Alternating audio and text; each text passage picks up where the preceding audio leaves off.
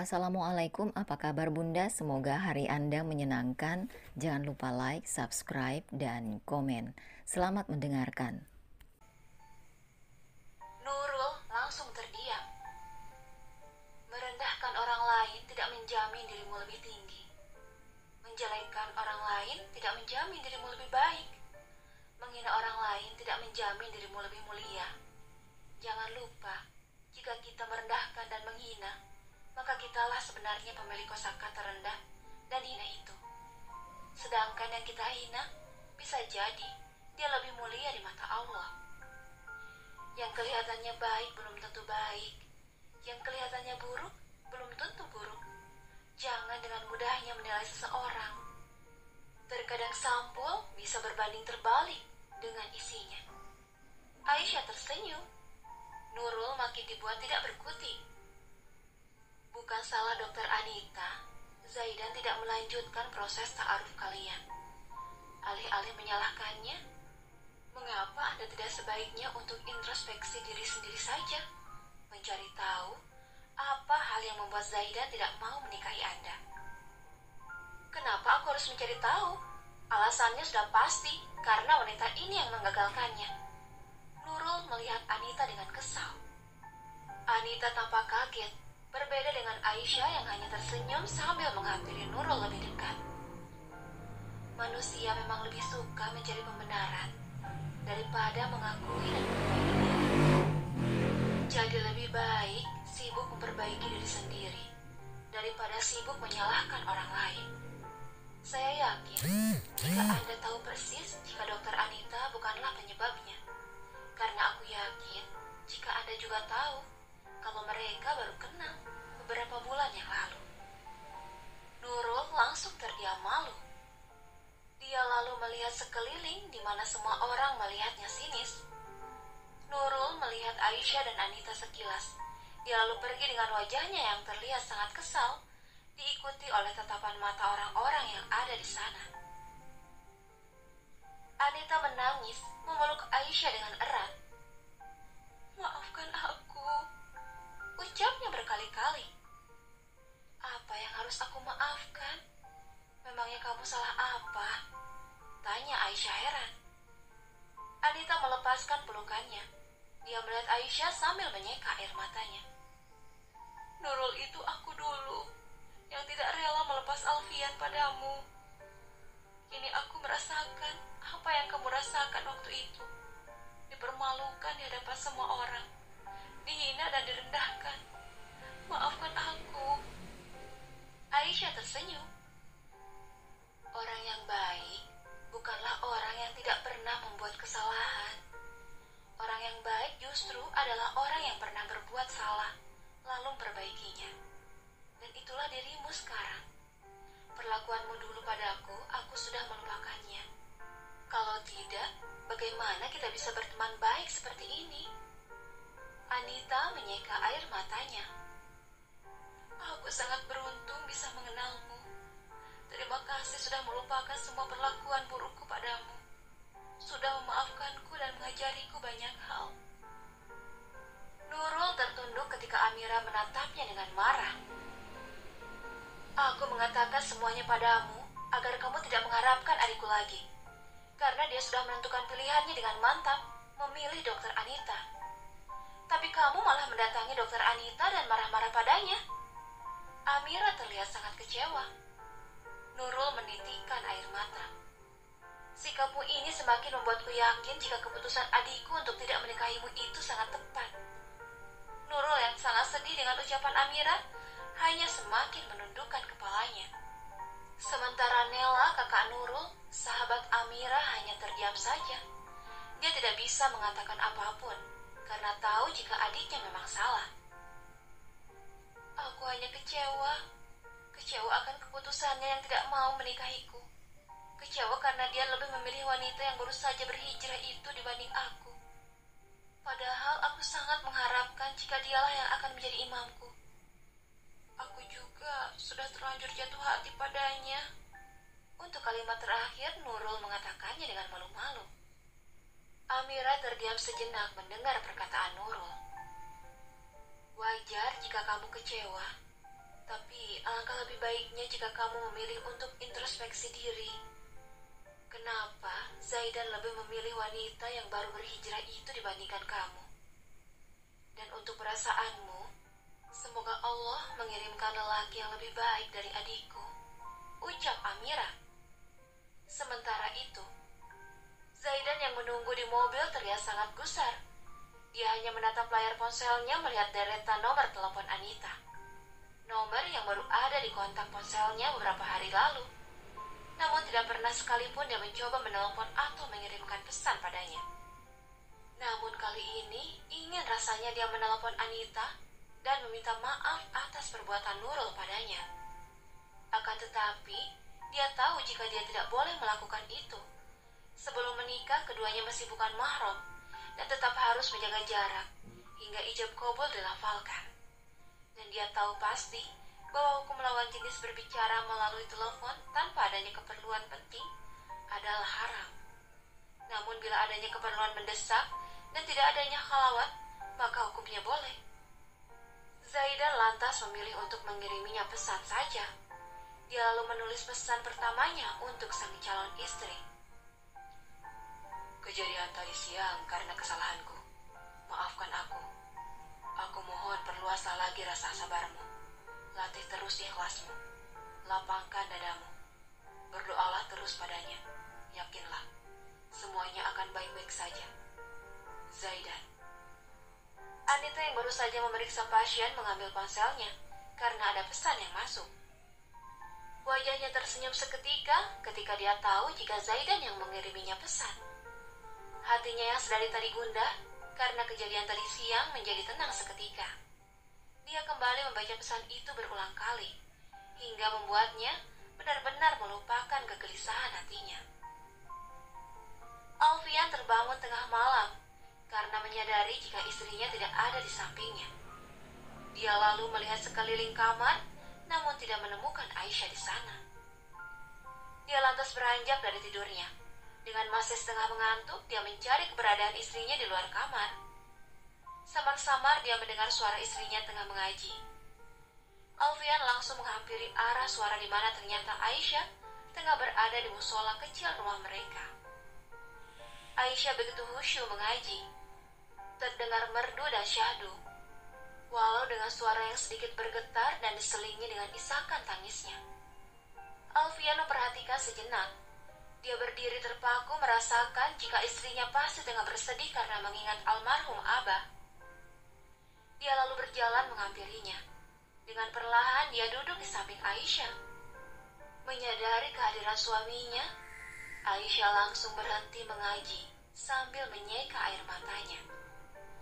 Maaf, apa aku membangunkanmu? Tanya Aisyah dengan suara parau. Alfian menggelengkan kepalanya pelan. Ada apa? Tanya Alfian lembut sembari lebih mendekatkan diri pada istrinya. Aisyah langsung menunduk. Aku bermimpi Abah. Dia datang menemuiku. Jawabnya menahan tangis. Alfian langsung memeluk Aisyah, membiarkan istrinya itu menangis di pelukannya. Aisyah mulai terisak. Alfian semakin mengeratkan pelukannya. Rasa rinduku akan Abah terpuaskan ketika aku bermimpi Abah datang menemuiku, memeluk dan menciumku. Dia juga memegang perutku dan ikut berbahagia atas kehamilanku. Aku sangat bahagia. Namun tiba-tiba aku terbangun dan menyadari itu semua hanyalah mimpi semata, tidak nyata. Aisyah semakin terisak. Alfian mencoba menenangkan istrinya.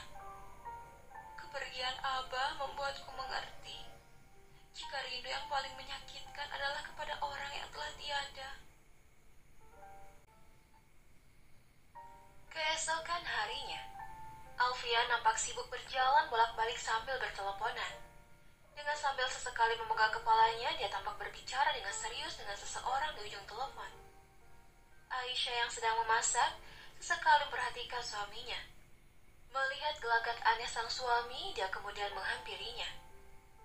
Nanti saya kabari lagi ya, ucap Alfian yang langsung menyudahi pembicaraannya, melihat Aisyah berjalan mendekatinya. Ada apa? Tanya Aisyah penasaran. Tidak ada, sayang. Jawab Alfian sambil mencoba untuk tersenyum. Apa masakannya sudah matang? Aku lapar sekali. Ucapnya lagi sambil menarik tangan Aisyah mengajaknya untuk berjalan menuju dapur. Aisyah menahan tangannya, membuat Alfian kaget. Ada apa? Aku tahu ada sesuatu. Katakan ada apa? Alfian menarik nafas. Dia tahu jika dirinya tidak bisa menyembunyikan apapun dari istrinya. Sayang, sebenarnya aku harus ikut seminar kedokteran hari ini. Seminar? Iya, seminarnya di luar kota dan waktunya cukup lama, kurang lebih semingguan. Aisyah lantas tersenyum. Jadi suamiku sedang bingung karena harus meninggalkan istrinya. Alfian menghampiri istrinya lebih dekat. Iya, dalam keadaanmu seperti ini, aku tidak mungkin meninggalkanmu. Pergilah, aku baik-baik saja. Alfian langsung menggelengkan kepalanya. Tidak, aku berniat untuk tidak ikut seminar itu. Aku tidak mungkin meninggalkanmu dalam kondisi seperti ini. Tubuhmu masih lemas karena kehamilanmu. Juga kamu yang masih sering merasa bersedih. Aisyah kembali tersenyum. Aku baik-baik saja. Pergilah. Aku tahu seminar itu pasti penting untuk karir kedokteranmu. Alfian terdiam karena sebenarnya apa yang dikatakan oleh istrinya benar. Bagi seorang dokter, seminar cukuplah penting, karena menjadi dokter adalah pembelajaran seumur hidup. Setiap tahun, para dokter memang diwajibkan untuk mengikuti perkembangan ilmu dengan mengikuti seminar dan workshop yang diadakan di berbagai kota ataupun universitas. Tapi aku tidak mungkin meninggalkanmu sendirian di sini. Tidak apa-apa, aku berani sendirian di rumah. Tidak. Alfian langsung menggelengkan kepalanya.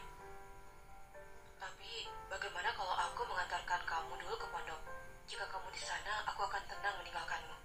Di sana banyak orang yang menjaga dan mengurusmu. Aisyah mengangguk sambil tersenyum. Baiklah. Alfian melihat jam tangannya. Tapi sayang, ini sudah terlambat. Jika aku harus ikut seminar itu, aku harus berangkat sebentar lagi. Alfian panik. Aku akan bantu menyiapkan bajumu. Tapi aku tidak ada waktu mengantarkanmu ke pondok. Hari ini dokter Anita katanya juga akan ke pondok. Biar aku bareng dia saja. Syukurlah kalau begitu. Alfian terlihat lega. Tak lama Alfian pergi, Anita datang menjemput Aisyah. Kini keduanya bersiap untuk pergi menuju kampung halaman Aisyah. Sepanjang perjalanan, Anita bercerita jika Zaidan mengiriminya pesan. Dari raut wajahnya, Aisyah bisa melihat jika sahabatnya itu sangat senang dan bahagia.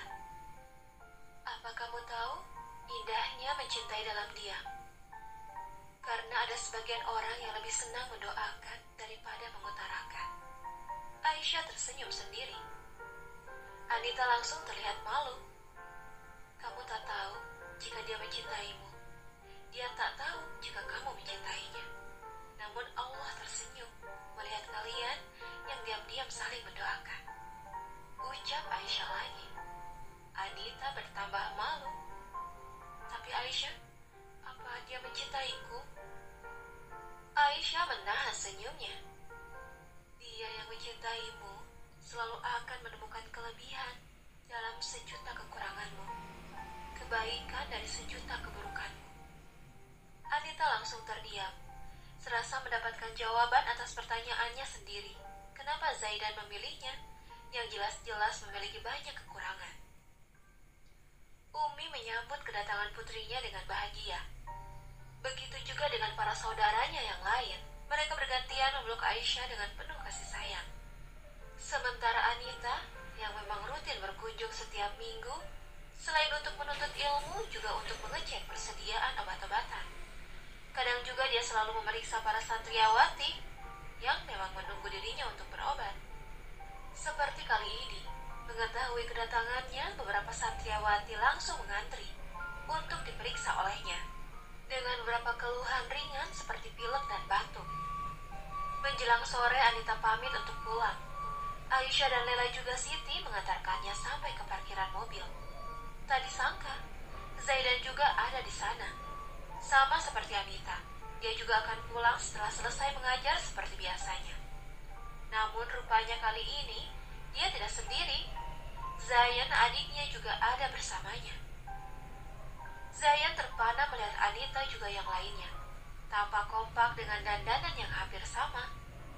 Mereka berempat yang berjalan sambil menundukkan kepalanya, terlihat sangat anggun dengan pakaian syar'i dan niqab yang selalu setia menutupi wajah mereka.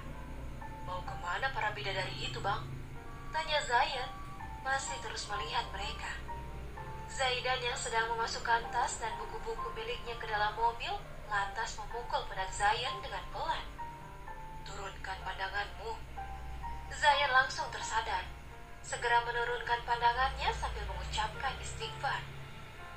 Anita yang sebenarnya deg-degan karena tidak menyangka jika Zaidan juga ada di sana, terus menundukkan kepalanya ketika Aisyah dan yang lainnya mengucapkan salam pada Zaidan dan berbasa-basi sejenak. Dengan batasan tentunya, yakni sama-sama saling menundukkan kepala. "Saya pikir hari ini bukan jadwal Anda untuk mengajar," tanya Aisyah. "Memang iya, saya sengaja memundurkan jadwal saya, karena besok saya ada kepentingan." Aisyah tersenyum sambil melihat Anita. Dia tahu maksud kepentingan yang dikatakan Zaidan, yakni acara khitbah Zaidan pada Anita yang akan dilakukan esok hari. Begitu juga dengan Siti dan Lela, yang juga sudah tahu menahan senyum, langsung menyenggol pelan Anita. Anita yang malu terus menundukkan kepalanya. "Sekalian, mungkin untuk beberapa minggu saya tidak bisa dulu mengajar. Karena itu saya membawa adik saya yang akan menggantikan saya untuk sementara." Zaidan menunjuk Zayan. Zayan melipat kedua tangannya di depan dada sambil memberi salam. Tak lama mereka berbasa-basi. Anita akan masuk ke dalam mobilnya, begitu juga dengan Zaidan. Namun tiba-tiba ada beberapa orang yang menghampiri mereka. "Assalamualaikum. Nak Zaidan rupanya ada di sini ya. Kebetulan sekali." Zaidan kaget melihat Nurul beserta ibunya dan kakaknya yang menghampiri mereka. Namun kemudian dia ingat jika adik paling kecil Nurul sedang menuntut ilmu di pesantren itu. Zaidan dan semua orang menjawab salam. "Beserta calon istrinya juga rupanya," ucapnya lagi dengan sinis sambil melihat Anita. Anita hanya tersenyum, walaupun sebenarnya dia paksakan. Nela mencoba menarik tangan ibunya, mengajaknya untuk pergi dari sana. Namun tampaknya sang ibu masih ingin mengatakan sesuatu. Sedangkan Nurul hanya berdiam saja, tampak malu bertemu dengan Zaidan. "Sayang sekali Nak Zaidan lebih memilih wanita ini dibandingkan putri saya. Saya harap Nak Zaidan tidak salah pilih." "Insya Allah tidak. Saya yakin dengan pilihan saya." "Oh iya, seharusnya Nak Zaidan cari tahu dulu masa lalunya sebelum mengatakan itu. Oh iya, ngomong-ngomong, apa Nak Zaidan tahu jika wanita ini pernah menjadi selingkuhan pria beristri?" Semua orang tampak kaget mendengar perkataan Ibu Nurul, terlebih lagi dengan Anita yang langsung menahan tangisnya. Beda halnya dengan Zaidan yang hanya tersenyum kecil. "Kenapa tersenyum? Mengganggu pria beristri bukan sesuatu yang lucu untuk ditertawakan. Apa Nak Zaidan tahu apalagi yang sudah dilakukannya? Wanita itu bahkan sudah berkali-kali membuat keributan dengan istri sah pacarnya di tempat kerjanya. Sungguh perbuatan yang hina dan memalukan." Semua orang terdiam. Mereka langsung melihat Anita yang kini sudah menangis. Ibu Nurul tampak sangat puas. Dia melihat Anita dengan penuh kemenangan. "Satu lagi, apa kamu tahu jika..." "Cukup. Semua yang Anda katakan memang benar. Tapi aku sudah berubah. Aku menyadari kesalahanku. Dan aku sedang memohon ampunan untuk itu. Tapi percayalah, jika aku sudah berubah," ucap Anita dengan terisak. Lela dan Siti segera memeluknya dan menenangkannya. "Jangan pernah berniat membuktikan sesuatu pada manusia. Kecil dihina, besar dicurigai, salah dicaci, benar digibahi," ucap Aisyah tiba-tiba sambil melihat Anita. Dia lalu menghampiri Ibu Nurul sambil tersenyum. "Jaga lidah Anda untuk tidak membicarakan aib orang lain. Karena ingat, juga pasti banyak, dan orang lain pun punya lidah. Nela menarik tangan ibunya, mengajaknya untuk pergi. Ibunya tidak bergeming. Dia melihat Aisyah dengan penuh kemarahan. "Saya tidak berbicara denganmu. Kenapa kamu ikut campur?" Aisyah tersenyum. "Saya ikut campur karena Anda sedang bicarakan saya juga." "Apa maksudmu?" "Saya adalah si istri sah yang Anda katakan tadi." Ibu Nurul tampak kaget. Begitu juga dengan Nurul dan kakaknya. Jika tidak tahu menahu apa yang sebenarnya terjadi, lebih baik Anda jangan sok tahu dan berkoar-koar seolah tahu semuanya. Saya mengerti perasaan Anda. Sebagai seorang ibu, Anda pasti sakit hati karena putri Anda tidak jadi dinikahi. Namun sebagai seorang yang beriman, Anda seharusnya juga tahu jika jodoh sudah Allah yang menentukan. Ustaz Zaidan bukan jodoh putri Anda. Sadari itu. Dan alih-alih menyalahkan, mencari tahu kejelekan dan membuka aib seseorang, lalu mengatakan di hadapan banyak orang, dengan maksud ingin membuatnya malu, lebih baik kalian introspeksi diri saja dulu. Sebelum mencari kesalahan orang lain, lebih baik lihatlah diri sendiri dulu. Karena bisa jadi, kesalahan dan kekurangan kalianlah yang lebih banyak. Sebuah kekurangan yang membuat Ustaz Zaidan lebih mantap memilih wanita yang menurut Anda buruk itu dibandingkan putri Anda. Ibu Nurul terdiam. Dia langsung salah tingkah, sementara Nurul hanya semakin menundukkan kepalanya saja. Zaidan dan Zayan tersenyum melihat Aisyah yang membalikkan situasi. Aisyah melihat Anita. "Berhentilah menangis, tersenyumlah, karena ketika kamu dicela, dihina dan direndahkan oleh orang lain, janganlah bersedih. Sesungguhnya orang itu sedang berbuat baik padamu dari dua sisi. Pertama, dia sedang menghadiahkan kebaikannya padamu." Aisyah melihat Nurul dan ibunya sambil tersenyum. "Kedua, karena celaan dan hinaan yang kamu terima, Allah menghapuskan dosa-dosamu." Aisyah kembali melihat Anita. Ibu Nurul tampak sangat marah. Dia tidak terima dengan semua perkataan Aisyah, namun dia tidak bisa mengatakan apapun lagi. Beruntung Nela menarik tangannya lagi mengajaknya pergi. Akhirnya dia dan kedua anaknya bisa pergi dari sana dengan setengah terburu-buru karena tidak kuat menahan malu. Zaidan melirik Anita sekilas. Melihat calon istrinya itu masih terisak menangis. Dia tidak bisa berbuat banyak selain menunduk merasa bersalah. Anita mencoba menghentikan tangisnya. Dia menyeka air matanya membelakangi Zaidan dan adiknya. "Terima kasih Aisyah." Anita mencoba untuk tersenyum sambil melihat Aisyah juga kedua kakaknya. Aisyah mengangguk juga sambil tersenyum dan mengelus lengan sahabatnya.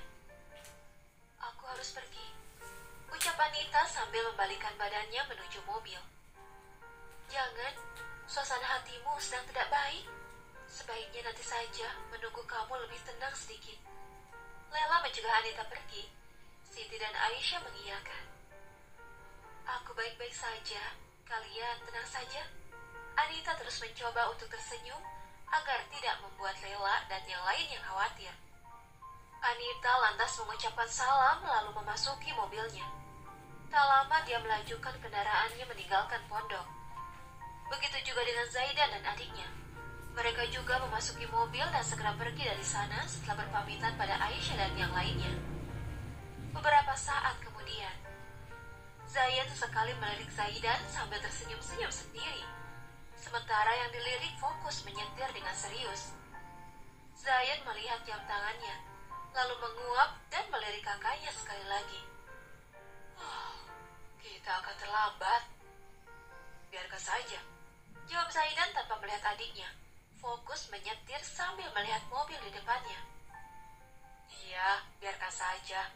Lagi pula, siapa yang peduli dengan kemarahan Kak Amirah? Yang terpenting sekarang kan keselamatan calon kakak iparku." Zayan menunjuk mobil di depannya. Mobil yang sedari tadi diikuti oleh kakaknya. Mobil yang melaju dengan pelan, sehingga mau tidak mau mobil mereka pun ikut melaju dengan pelan. Zaidan tidak bergeming. "Tenang saja, aku akan membela abang.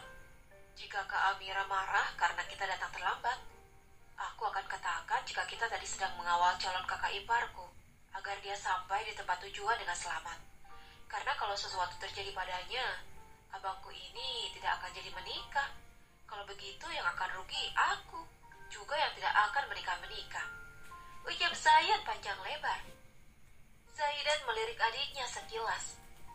Kamu baru lulus, apa sudah memikirkan untuk menikah? Apa salahnya? Umurku sudah 25 tahun, usia yang ideal untuk membangun rumah tangga. Apa sudah ada wanita yang menarik hatimu? Zayan terdiam. Dia terlihat sedang mengingat sesuatu. Di antara para bidadari tadi, apa ada yang masih single? Zaidan tersenyum. Dia seperti mendapatkan ide untuk menjodohkan adiknya dengan salah seorang kakak Aisyah. Maksudmu putri-putrinya almarhum Abah? Iya. Selain soleha, aku juga yakin jika mereka sangat cantik. Zayan tersenyum sendiri. Ada 2 orang. Benarkah? Tanya Zayan antusias. Tapi mereka janda. Dua-duanya. Zaidan mengangguk. Zayan terdiam sejenak. Tidak masalah. Ucapnya lagi dengan kembali tersenyum. Zaidan juga ikut tersenyum. Apa kamu serius? Zaid hanya tertawa tak memberikan jawaban. Sementara itu, Anita terus saja melihat kaca spion, di mana dia melihat mobil Zaidan terus saja membuntuti mobilnya dari tadi.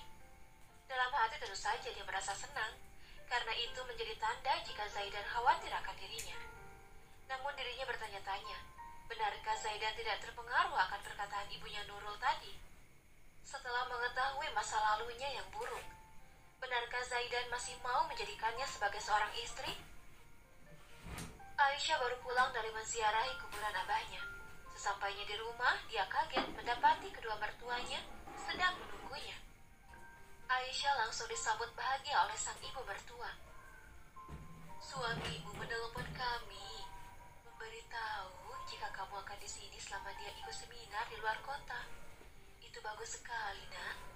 Memang wanita hamil muda sepertimu tidak boleh tinggal sendirian di rumah. Harus ada orang yang menjaga dan merawatmu. Sebenarnya ibu ingin sekali mengajakmu ke rumah. Tapi mungkin kamu akan merasa lebih nyaman tinggal di sini bersama Umi dan saudari-saudarimu. Kamu tidak akan kesepian di sini. Tidak, Ibu. Aku juga nyaman tinggal di rumah Ibu. Tentu saja aku akan menginap di sana juga nanti. Sang mertua terlihat senang. Dia lalu menanyakan seputar kehamilan menantunya, bercengkrama bersama Umi dan kakak-kakaknya Aisyah. Malam hari, selesai berteleponan dengan Alfian, Aisyah yang sudah bersiap untuk tidur menerima panggilan telepon dari Anita. Maaf Aisyah, aku mengganggumu malam-malam. Tidak apa-apa. Anita lantas menceritakan kegundahan hatinya. Zaidan baru saja mengirimiku pesan. Dia meminta maaf atas apa yang terjadi tadi siang. Dia merasa jika itu adalah salahnya.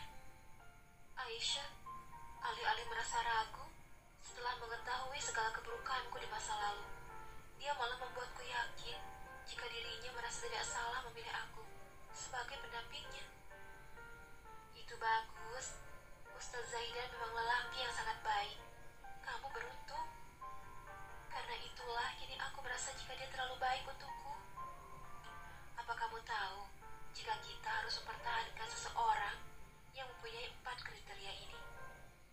Pertama, orang yang telah mengetahui sisi burukmu, namun tidak pergi meninggalkanmu. Kedua, orang yang memahami keadaanmu, meskipun kamu tidak memberitahu. Ketiga, orang yang percaya penuh padamu, meskipun kamu tidak percaya diri saat itu. Keempat, orang yang tidak ikut membencimu di saat semua orang sangat membencimu. Semua itu ada pada diri Ustadz Zaidan.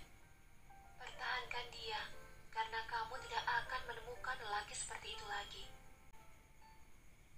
Keesokan harinya, aku merindukanmu, ucap Alfian di ujung telepon. Aku juga. Oh iya, hari ini aku akan pergi ke rumah ibu, diantar ke Ahmad. Baguslah. Ibu dan ayah pasti senang kamu menginap di sana. Keduanya terus berbincang, saling bertukar cerita dan mencurahkan kerinduan. Hingga setelah beberapa saat, mereka menyudahi pembicaraannya. Setelah mengucap salam, Aisyah menutup teleponnya. Dia lalu berjalan keluar kamar. Aisyah berjalan menuju dapur, melihat kedua kakaknya sedang sibuk memasak. Dia lantas bermaksud untuk membantu, namun mereka segera melarangnya. "Sudah, kamu istirahat saja," ucap Lela sambil menggiring Aisyah untuk keluar dapur. "Lebih baik kamu panggil Umi dan katakan jika sebentar lagi sarapan akan siap," ucap Lela lalu sambil menunjuk kamar Umi. Aisyah lalu berjalan menuju kamar ibunya. Setelah mengetuk, dia membuka pintu kamar, melihat Umi yang masih berada di atas sajadahnya. Dia lalu menghampiri sang ibu. Dengan perlahan, Aisyah duduk di samping Umi, yang terlihat khusyuk berdoa sambil memejamkan mata dan sebelah tangan yang memegang tasbih. Aisyah lalu memeluk ibunya, sambil menyandarkan kepalanya di pundak sang ibu. Dia semakin mengeratkan pelukannya. Umi membuka matanya, dia lalu memegang kepala putrinya dengan lembut. "Ya Allah, Engkaulah yang maha melihat isi hati manusia, termasuk itu ibuku. Jika Engkau melihat dirinya berlumur dosa, maka ampunilah dia. Jika Engkau melihatnya dalam keadaan bersedih, aku mohon gembirakanlah hatinya. Jika Engkau melihatnya dalam keadaan resah dan bimbang, hamba mohon hilangkanlah kebimbangannya, jauhkanlah keresahannya dan permudahkanlah urusannya. Jika dia dalam keadaan lelah karena anak-anaknya, hamba mohon padamu ya Rob, sampaikanlah berita gembira padanya tentang pahala dan ganjaran yang besar telah menunggunya," ucap Aisyah sambil menitikkan air matanya. "Amin," jawab Umi berkali-kali, lalu mengecup kening putrinya dengan penuh kasih sayang. Aisyah mengangkat kepalanya, melihat Umi yang matanya telah berair. "Umi, aku tahu kepergian Abah membuat beban Umi bertambah. Kini Umi menjadi satu-satunya tumpuan dari segala masalah dan keluh kesah kami. Tapi percayalah Umi, kami anak-anakmu tidak ingin membuatmu sedih dan gundah. Sebisa mungkin kami hanya ingin membahagiakanmu. Karena kini hanya Umilah satu-satunya sumber keberkahan kami di dunia ini. Umi tahu itu, Nak. Umi tahu jika semua anak Umi tidak akan membuat Umi susah," ucapnya sambil terkisak. Lalu apa yang Umi pikirkan? Umi memandang wajah Aisyah. Dia lalu menceritakan kegundahan hatinya, kegelisahan akan ketakutannya jika salah mengambil keputusan tentang ketiga saudarinya yang belum menikah. "Ada beberapa lamaran untuk kedua kakakmu, juga adikmu. Umi dan kesemua kakak laki-lakimu merasa bingung untuk memilih mana yang terbaik untuk saudari-saudarimu, karena mereka menyerahkan semuanya pada kami." Aisyah kini mengerti kegundahan hati yang tengah dirasakan sang ibunda. Umi merasa trauma atas kejadian yang telah menimpa kedua putrinya. Tak ingin kejadian yang sama terulang lagi. "Umi, semoga kali ini Allah memberikan jodoh yang baik untuk mereka. Aku tahu jika Umi tidak akan salah memilih. Firasat seorang ibu sangat tajam. Gunakan itu, Umi, karena seorang ibu selalu ingin yang terbaik untuk anak-anaknya." Di tengah seminar yang sedang berlangsung, Alfian sedikit merenung sambil memainkan ponselnya. Melihat berulang kali pesan dari Aisyah padanya yang selalu mengingatkannya untuk tidak telat makan dan sholat, Alfian tersenyum sendiri ketika dia melihat 3 galeri foto-foto sang istri yang sudah amat sangat dirindukannya, walaupun baru berpisah selama 2 hari saja. "Hei!" Alfian kaget ketika temannya yang duduk di sebelahnya menyenggol lengannya. Dia segera menyimpan ponselnya, tidak ingin orang itu melihat foto Aisyah yang tidak mengenakan cadar. Alfian lalu melihat temannya. "Dia melihatmu terus." Bayu menunjuk seseorang yang duduk cukup jauh dari mereka. "Siapa?" "Siapa lagi kalau bukan pengagum merakmu semenjak kita kuliah?" Alfian kembali menyandarkan tubuhnya, tampak tidak tertarik.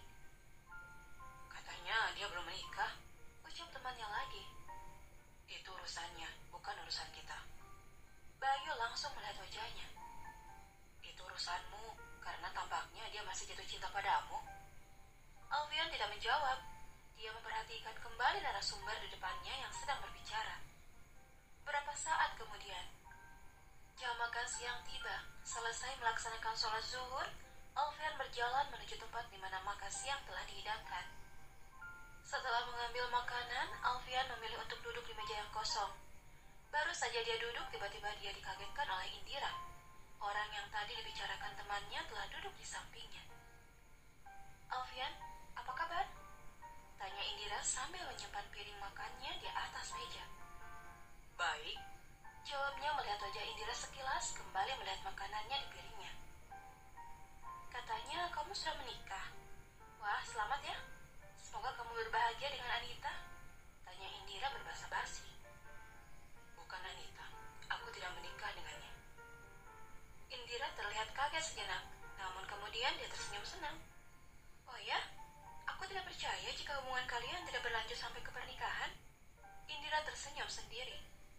Alfian tidak menjawab. Dia fokus memakan makanannya. Wanita itu pasti istimewa, ucapnya lagi sambil memainkan sendok di tangannya, melihat Alfian di sampingnya. Alfian lagi-lagi tidak menjawab. Dia hanya tersenyum sambil mengiyakan perkataan Indira di dalam hatinya. Sejurus dia mengingat istrinya, membuatnya kembali merindukan Aisyah. Alfian segera menghabiskan makanannya, karena selain dia merasa risih harus makan satu meja dengan seorang wanita, dia juga ingin segera menghubungi Aisyah. Lain halnya dengan Indira yang makan dengan santai, sambil sesekali melirik Alfian di sampingnya. Dalam hati dia terus mengagumi sosok pria yang sudah sejak dulu dikaguminya. Selain ketampanannya, kini Alfian tampak sangat berkarisma dan berwibawa, semakin membuatnya terpesona. Setelah selesai makan, Alfian mengambil ponselnya, dia lalu menghubungi Aisyah. Sambil menunggu jawaban telepon istrinya, Alfian beranjak dari duduknya. Tapi dengan cepat Indira menahannya. Memegang tangannya membuat Alfian kaget dan langsung menepis tangan itu. Maaf. Indira langsung menyadari kesalahannya. Alfian sangat kesal, namun dia tidak berani melihat wajah Indira. Dia terus memalingkan wajahnya. Tanpa Alfian sadari, sambungan telepon dengan Aisyah telah tersambung. Al, apa kamu marah padaku? Kenapa dari tadi kamu tidak berani melihat wajahku? Aku rasa kita tidak ada keperluan untuk saling berbicara, kecuali masalah pekerjaan. Aku tidak ingin kita mengobrol berdua seperti ini. Kenapa? Tak salah kan kita berbicara dan saling bertanya kabar? Tidak baik menurutku. Aku lelaki yang sudah beristri, dan kamu seorang wanita lajang. Aku takut akan ada fitnah di antara kita. Indira tersenyum sinis. Pasti karena istrimu yang posesif. Dia melarangmu mengobrol dengan wanita lain. Bukan istriku, tapi agamaku. Agamaku yang melarang aku mengobrol dengan wanita lain. Jawab Alfian sambil melengos pergi meninggalkan Indira dengan kesal. Indira menatap kepergian Alfian dengan rasa sedikit kecewa dan kesal. Setelah bertahun-tahun, pria yang dicintainya itu masih tetap tidak memperdulikannya, bersikap dingin dan tidak acuh padanya. Dulu dia tahu jika Anita lah yang membuat Alfian tidak menghiraukan dirinya dan perasaannya. Karena itu dia sangat membenci Anita. Dan sekarang setelah mendengar jika bukan Anita yang dinikahi oleh Alfian, sudah tentu membuatnya senang. Dia merasa bahagia Alfian tidak jatuh ke pelukan wanita yang dibencinya. Namun, kini dia bertanya-tanya, siapa wanita yang berhasil merebut hati Alfian dari Anita? Sudah tentu bukan wanita sembarang. Dia pastilah wanita yang jauh lebih baik dari Anita, membuat Indira ingin mengenalnya. Sementara itu, Alfian kaget mengetahui jika teleponnya telah tersambung. Sayang, Alfian terlihat panik. Dia takut istrinya mendengar semua pembicaraannya dengan Indira. Iya, jawab Aisyah dari ujung telepon dengan santai. Maaf sayang, pasti kamu mendengar semuanya. Iya, aku mendengarnya. Cinta dan kesetiaan teruji ketika waktu dan jarak memisahkan. Dan hanya kepercayaanlah yang mampu mempertahankannya. Aku percaya penuh padamu. Hanya itu yang bisa aku katakan padamu. Bahkan jika jarak ini melemahkanmu, aku tetap percaya akan doaku yang akan senantiasa menguatkan dan mendekatkan. Aisyah melihat sang kakak yang fokus mengemudikan kendaraannya. Dia yang duduk di sampingnya terus melihat wajah Ahmad dengan lekat. Merasa dilihat terus oleh adiknya, Ahmad langsung meraba wajahnya. Takut jika ternyata ada sesuatu yang menempel hingga membuat Aisyah terus melihat dirinya. "Ada apa? Kenapa kamu melihat kakak terus?" tanya Ahmad penasaran setelah diyakininya jika tidak ada apapun di wajahnya. Aisyah tersenyum. Wajah kakak paling mirip dengan Abah. Melihat wajah kakak, serasa melihat wajah Abah. Kerinduanku pada Abah menjadi sedikit berkurang. Ahmad lantas tersenyum. Dia lalu memegang kepala adiknya, mengelusnya perlahan. "Jika dengan melihat wajah kakak kerinduanmu pada Abah menjadi berkurang, maka lihatlah terus wajah kakakmu ini," Ahmad berkata sambil tersenyum. Aisyah ikut tersenyum, namun sambil menundukkan kepalanya. Tiba-tiba dia menjadi sangat sedih. "Kakak, aku masih tidak percaya jika Abah sudah tidak ada," ucap Aisyah sambil menahan tangis. Ahmad langsung melihat adiknya. "Abah hanya pergi duluan. Kita semua akan menyusulnya. Jika amalan kita sama, maka kelak kita akan dipertemukan lagi dengannya." Aisyah menganggukkan kepalanya. Mereka terdiam sejenak. "Rik, apa Umi sudah bercerita padamu tentang lamaran pada saudari-saudari kita?" Aisyah langsung mengangguk. "Kakak bingung, terutama untuk menentukan calon suami untuk Siti dan Lela. Kalau untuk Maryam, kakak tidak terpikir untuk menikahkannya sekarang. Umurnya baru 17 tahun. Seperti kamu, kakak dan Umi akan menikahkannya di umur 20 tahun saja." Aisyah mengangguk setuju. "Lela dan Siti menyerahkannya pada kita. Walaupun kakak sudah meminta mereka untuk memilih sendiri jodoh yang mereka inginkan, karena itu pesan Abah." Aisyah terdiam. Dia mengerti kenapa kedua kakaknya melakukan itu. Mereka tahu jika pria yang dipilihkan untuk mereka pasti sudah paling yang terbaik. Dia juga tahu jika kedua kakaknya itu tidaklah trauma dengan rumah tangga sebelumnya. Mereka sadar jika semua laki-laki tidaklah sama. Aisyah disambut bahagia oleh kedua mertuanya. Dia langsung dipeluk dengan erat oleh sang mertua. Setelah berbincang sejenak dengan ayah, Ahmad lalu pamit untuk kembali ke pondok pesantren. Ibu lalu mengajak menantunya untuk duduk, dengan sambil terus mengelus perut sang menantu yang sudah agak menonjol. Dia bertanya makanan apa yang menantunya inginkan. "Ibu, aku tidak mau apa-apa," jawab Aisyah merasa sedikit terharu melihat ibu mertuanya yang amat sangat menyayanginya. "Kalau aku mau sesuatu, pasti aku katakan pada ibu nanti." "Iya, jangan segan-segan. Kalau mau sesuatu, langsung katakan ya. Ingat, ini juga rumahmu dan ibu adalah ibumu." Aisyah mengangguk. Ibu lalu mengantar Aisyah ke kamarnya, memintanya untuk beristirahat sementara dia akan menyiapkan makanan untuknya. Walaupun Aisyah melarangnya, namun ibu nampak bersemangat untuk memanjakan menantu kesayangannya. Aisyah duduk di atas tempat tidur. Melihat sekeliling, membuatnya merindukan si empunya kamar. "Apa kamu juga merindukan papamu, nak?" ucap Aisyah sambil mengelus perutnya. Tiba-tiba ponselnya berdering. Dia langsung tersenyum senang melihat jika orang yang dirindukannya menelpon. "Kami baru saja membicarakanmu," ucap Aisyah setelah menjawab salam sang suami. "Kami? Kamu pasti sedang mengobrol dengan ibu." "Bukan." "Ayah?" "Bukan juga." "Lalu?" Alfian penasaran. "Aku sedang mengobrol dengan anakku." Alfian tersenyum. "Apa yang kalian obrolkan?" "Kami merindukanmu." Aku juga. Aku juga sangat merindukan kalian." Aisyah tersenyum sambil mengelus perutnya. "Katakan, apa anakku nakal hari ini? Apa dia membuat ibunya kerepotan?" "Tidak. Hari ini justru kami makan banyak. Banyak sekali. Jangan kaget ya jika pulang nanti aku sudah gendut." Alfian tertawa. "Tidak. Aku malah sangat ingin melihatmu gendut." "Tunggulah. Tidak akan lama lagi aku pasti akan gemuk, dengan perut yang buncit dan pipi yang tembem." Keduanya tertawa cekikikan.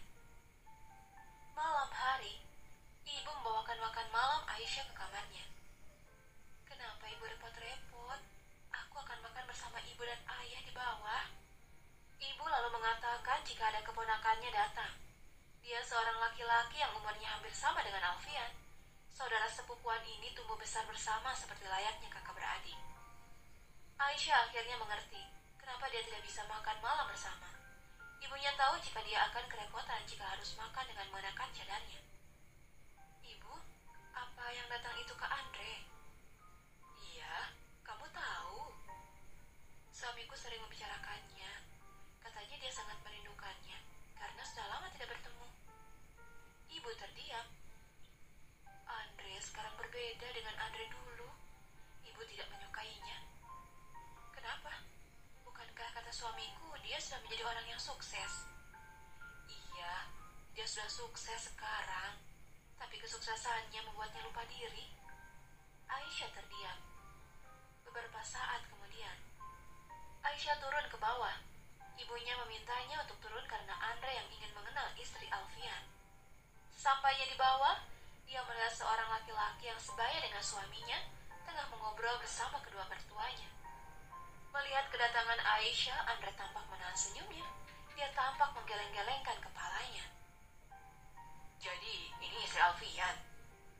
Andre melihat penampilan Aisyah dari bawah hingga atas.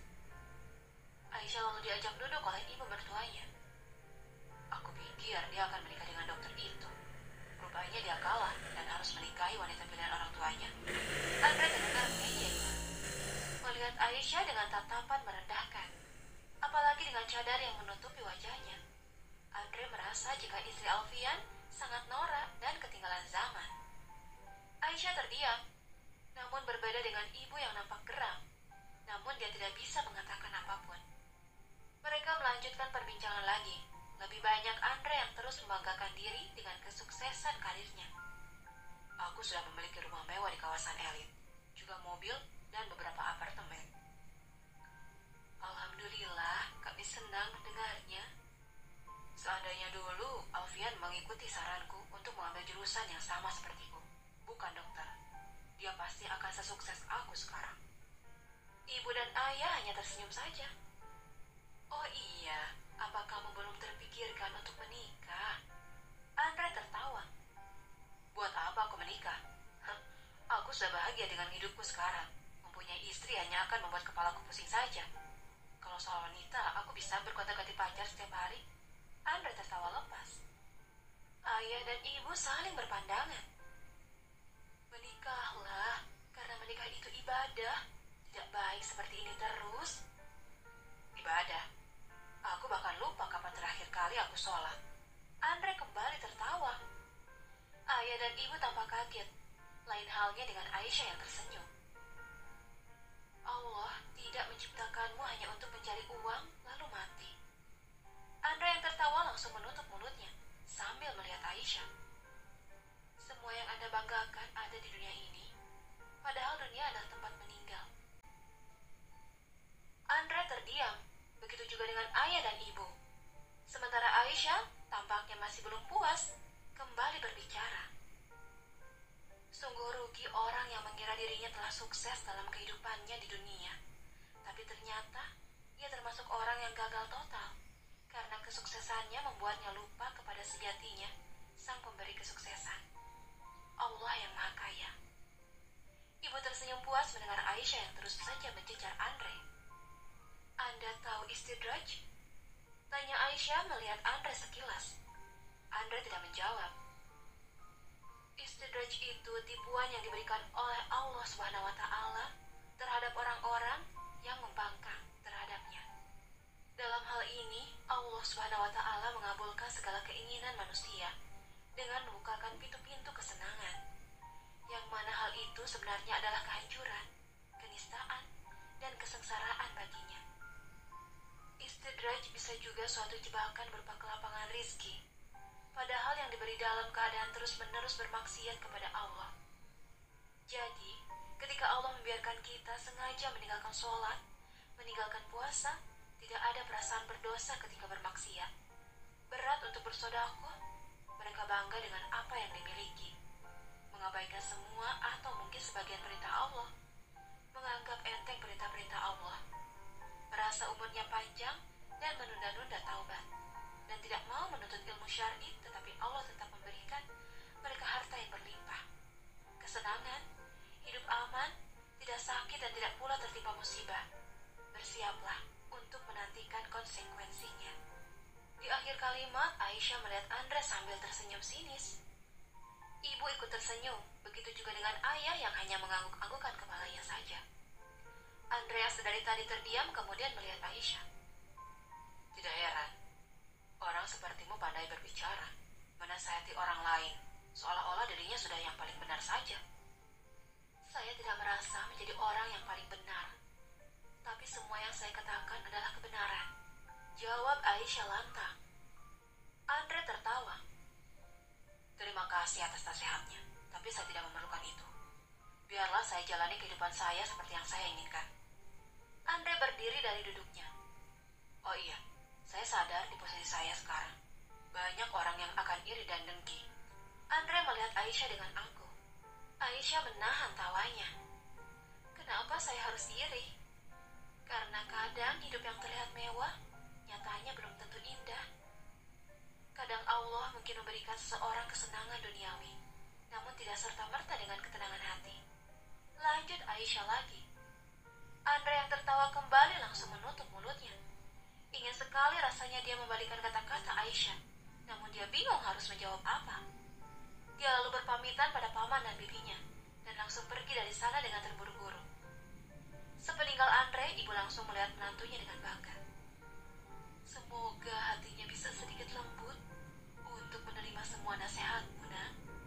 Ibu harap Andre bisa berubah menjadi seperti Andre yang kita kenal dulu.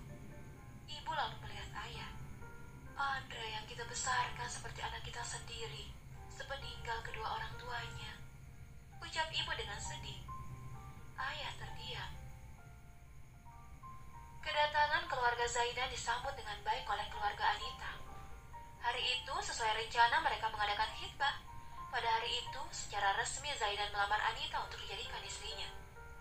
Zaidan dengan mantap memilih Anita sebagai pendamping hidupnya, setelah melalui beberapa pertimbangan tentunya, terutama setelah memohon petunjuk dari Allah SWT melalui sholat istikharah. Dengan terlebih dahulu membaca doa, kemudian bersalawat kepada Nabi Muhammad, Zaidan dengan yakin menyampaikan tujuan kedatangannya untuk melamar Anita. Aku di sini karena berharap tergolong dalam naungan sang baginda Rasul dengan menjalankan sunnahnya. Aku di sini untuk dirimu, berharap suatu saat nanti akan menjadi prioritas dalam hidupku. Setelah Allah dan Nabi, aku ingin kau menjadi perhiasan terindahku, yang kelak kita akan bersama mengarungi titian menuju surga, menggapai ridhonya. Aku ingin kamu menjadi halal bagiku untuk melihat dan menyentuhmu. Karena itu, aku ingin mengatakan dengan segenap kesungguhanku, dengan nama Allah yang Maha Pengasih lagi Maha Penyayang, jadilah pendamping hidupku. Semua orang langsung melihat Anita untuk mengetahui jawabannya. Bagaimana Anita? Apa kamu menerima lamarannya? Kakak Anita bertanya pada adiknya. Anita terdiam. Dia tidak mengatakan apapun, hanya semakin menundukkan kepalanya saja. Semua orang lantas merasa senang. Mereka semua seolah sudah tahu jika diamnya seorang gadis ketika dilamar adalah izinnya atau persetujuannya atas lamaran itu. Kini Anita telah menjadi seorang maktubah atau perempuan yang telah resmi dilamar. Maka dengan demikian dia tidak boleh menerima lamaran lelaki lain.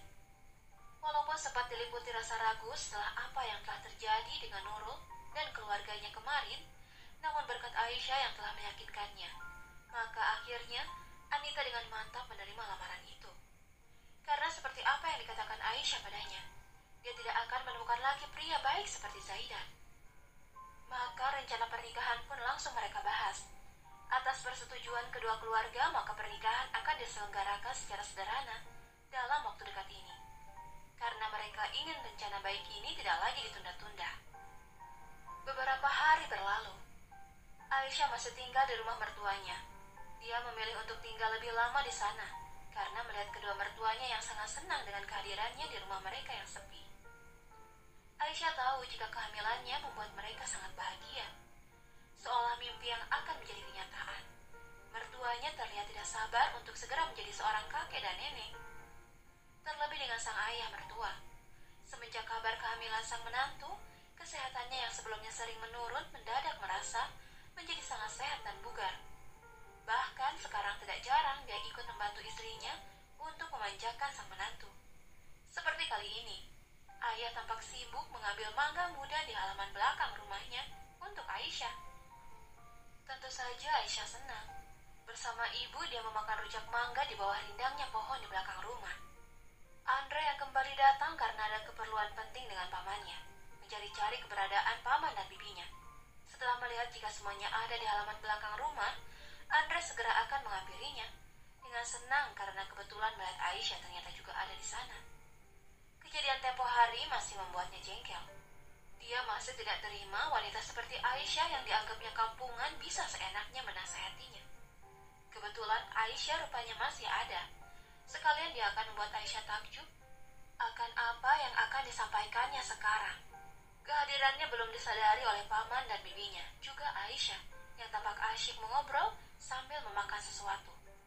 Andre semakin mendekati mereka, namun kemudian dia tertegun melihat wajah Aisyah yang tidak tertutupi cadar seperti kemarin. Andre kaget melihat kecantikan Aisyah, walaupun terlihat dari samping.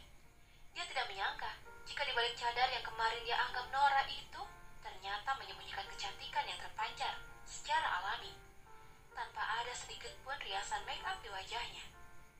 Andre lalu semakin mendekat, hingga kedatangannya akhirnya disadari oleh Aisyah, yang langsung memalingkan wajah sambil menutupinya. Dia lalu segera memakai cadarnya yang disimpan tidak jauh dari sana. Ayah langsung menyambut kedatangan Andre, yang langsung mengutarakan maksud kedatangannya. Aku minta kepada paman untuk memantau perbaikan masjid di kampung sebelah. Baru saja aku memberikan sumbangan senilai 100 juta untuk memperbaiki atapnya yang akan roboh. Ucapnya dengan nada sedikit sombong. Alhamdulillah, nak.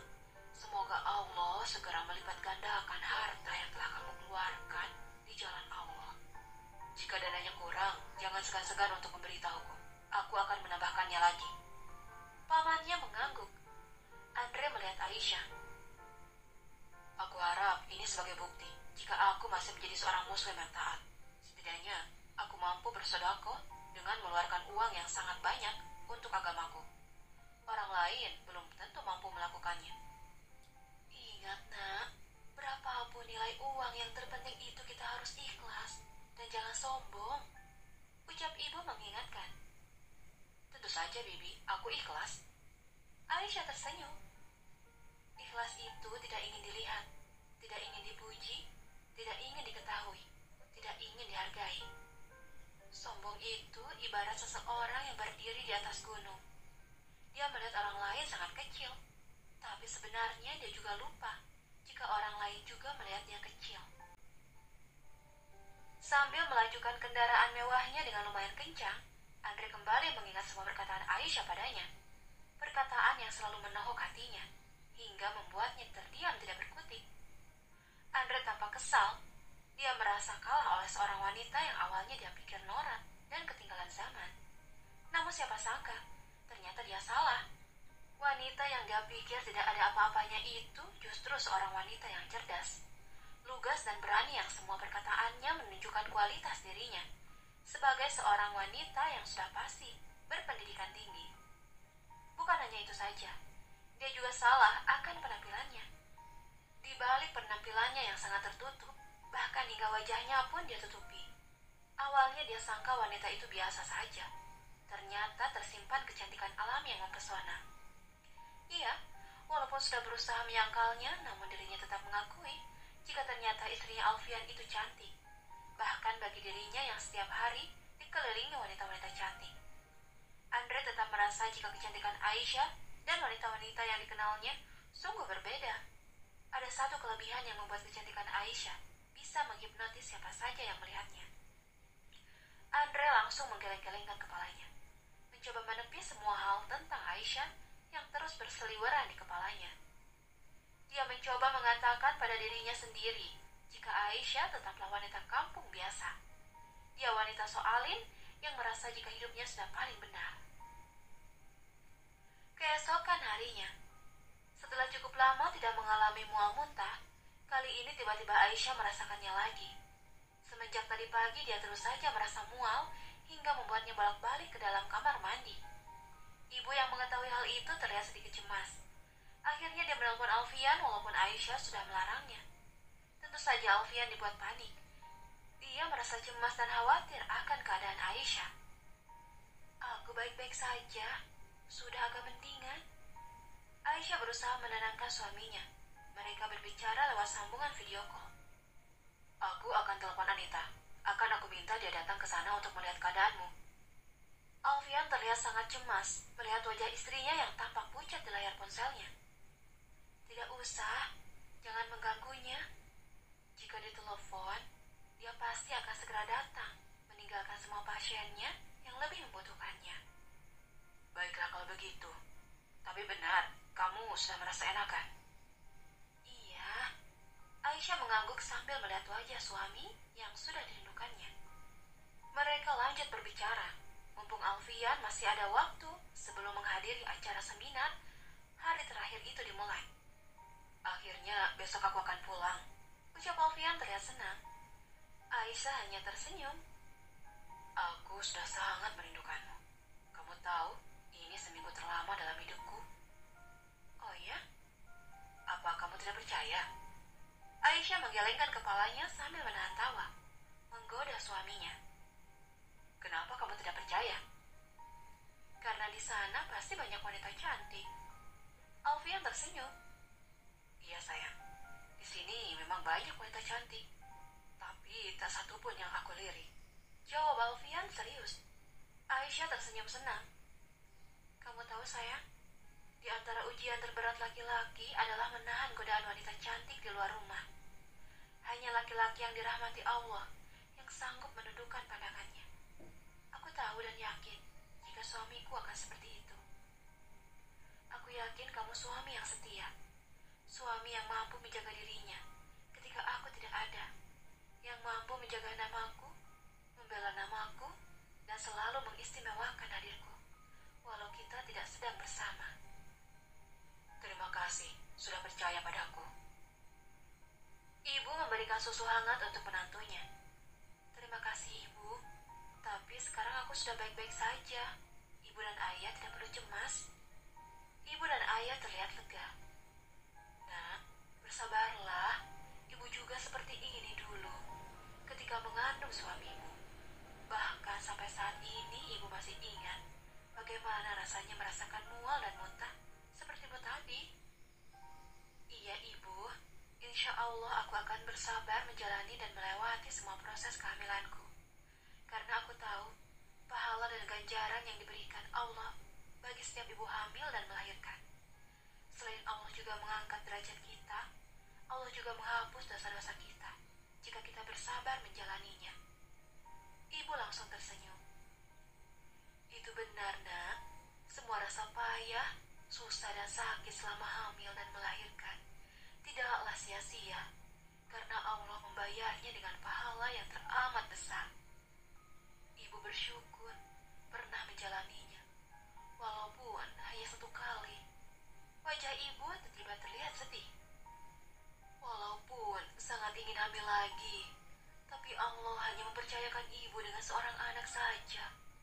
Tapi ibu sangat bersyukur karena setelah sekian lama ibu dan ayahmu menanti kehadiran anak. Akhirnya Alfian hadir, anugerah terindah yang diberikan Allah pada kita. Aisyah terdiam. Dia teringat akan cerita Umi yang menceritakan kisah ibu dan ayah mertuanya yang harus menunggu cukup lama untuk mempunyai anak. Sehingga kehadiran Alfian yang waktu itu bersamaan dengan kelahiran anak keempat Umi, yakni Kak Zainab, seperti sebuah keajaiban bagi ibu dan ayah mertuanya. Aisyah mendekati ibu. Dia lalu tiba-tiba memeluknya dengan erat. Ibu, jika segala keinginan kita tidak sesuai dengan apa yang diharapkan, kita harus ingat jika rencana Allah pasti lebih baik. Karena manusia merancang dengan cita-cita, tapi Allah merancangnya dengan cinta. Ibu mengangguk sambil tersenyum di pelukan menantu kesayangannya. Keesokan harinya, Alfian baru saja turun dari pesawat. Dia berjalan terburu-buru menghampiri seseorang yang sudah menunggunya.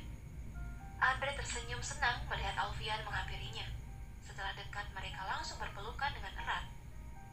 Kedua saudara yang sudah lama tidak bertemu ini saling meluapkan kerinduan mereka. Andre lalu mengajak Alfian masuk ke dalam mobilnya. Untung saja kamu sudah kembali hari ini, karena kalau besok kita tidak akan bertemu. Andre lalu bercerita jika besok dia harus kembali ke Singapura untuk mengurus pekerjaannya. Mereka lalu berbincang sepanjang perjalanan menuju rumah orang tua Alfian. Andre yang sengaja menjemput saudaranya itu berniat menghabiskan hari terakhirnya di Indonesia dengan Alfian dan orang tuanya, karena hanya mereka keluarganya kini. Aku sudah bertemu dengan istrimu. Oh ya?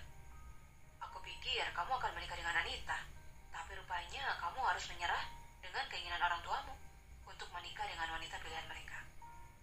Aku malah bersyukur mereka menikahkan aku dengan Aisyah.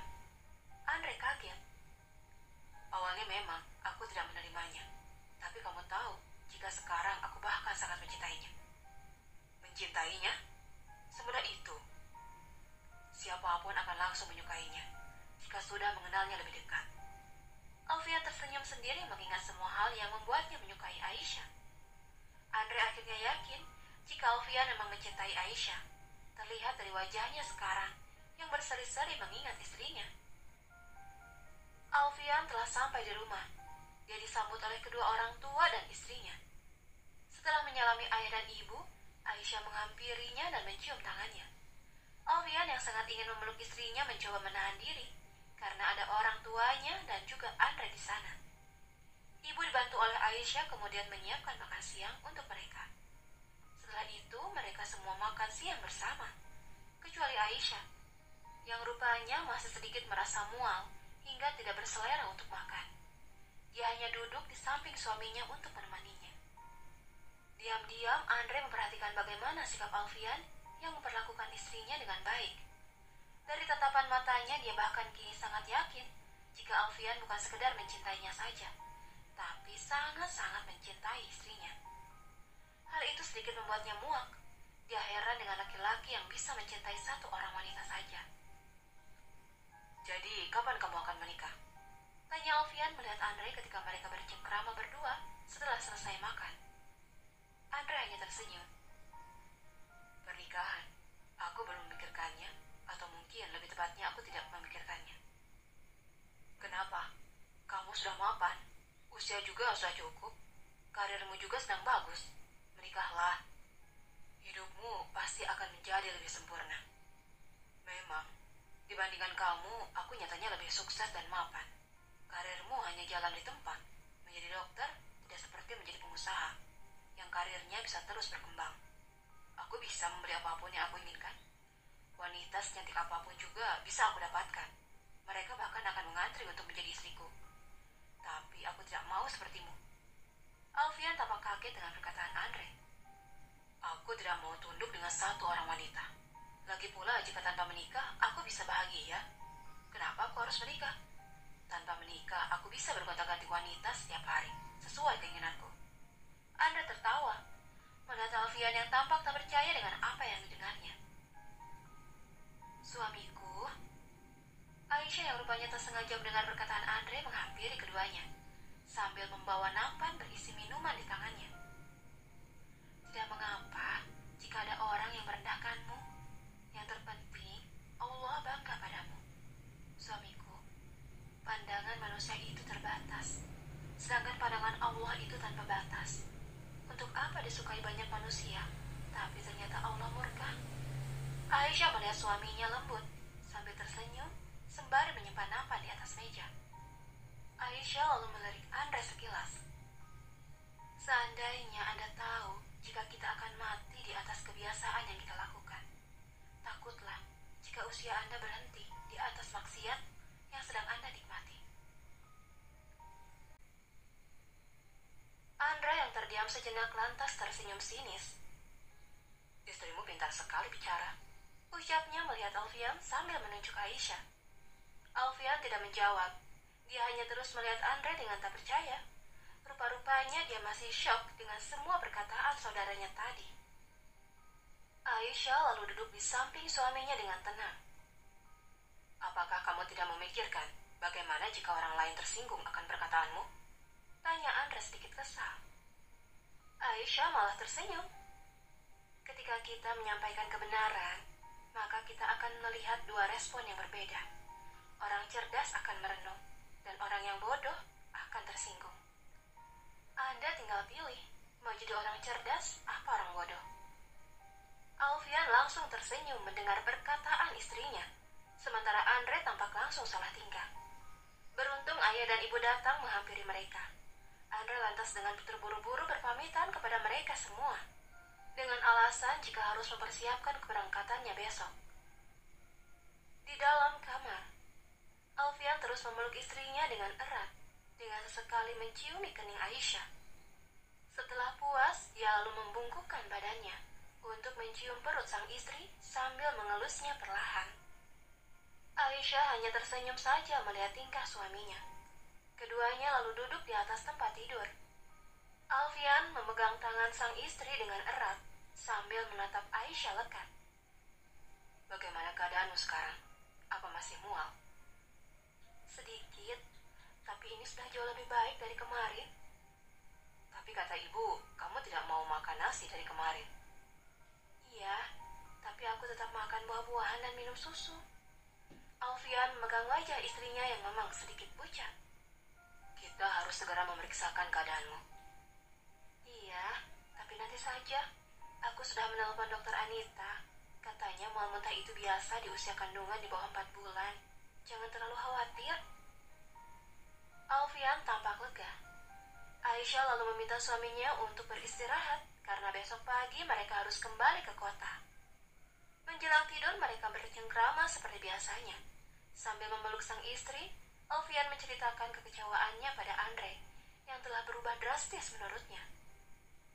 Harta telah membuatnya lupa diri, ucap Alfian dengan sedih. Aisyah hanya mengangguk saja. Dia seperti bukan Andre saudaraku yang kukenal. Dia telah berubah, ucapnya lagi lebih sedih. Jadikan itu pelajaran buat kita, bahwasanya kita telah berada di akhir zaman, di mana harta dan kedudukan yang dipertuhankan. Mereka terlena akan kenikmatan dunia, seolah-olah akan hidup selamanya, ucap Aisyah. Semoga anak cucu kita dijauhkan dari segala tipu daya setan yang menjerumuskan kita ke lembah kenistaan. Amin. Keesokan harinya, dengan meminjam mobil ayahnya, Alfian dan Aisyah akan kembali ke kota hari ini. Tentu saja, ibu dan ayah melepas kepergian anak dan menantunya dengan berat hati. Apalagi mengingat kesehatan Aisyah yang masih belum sehat, semakin membuat mereka khawatir. Ingat nak, jika selesai bekerja, sebaiknya cepat kembali pulang ke rumah. Kasihan istrimu sendirian. Iya ibu, jawab Alfian sambil memeluk ibunya. Mereka lalu berpamitan pada ayah. Jaga istrimu baik-baik, nasihat ayah pada putranya. Setelah itu mereka mampir sejenak ke pondok untuk berpamitan pada Umi dan yang lainnya. Tak bisa berlama-lama, mereka kemudian segera berangkat kembali ke kota. Hampir separuh perjalanan mereka lewati dengan sambil bercengkrama. Namun kemudian mereka dibuat terheran-heran dengan kondisi jalanan yang tiba-tiba macet. Hingga akhirnya mereka tahu jika telah terjadi kecelakaan yang membuat perjalanan mereka terhambat. Benar saja, rupanya baru saja terjadi kecelakaan beruntun.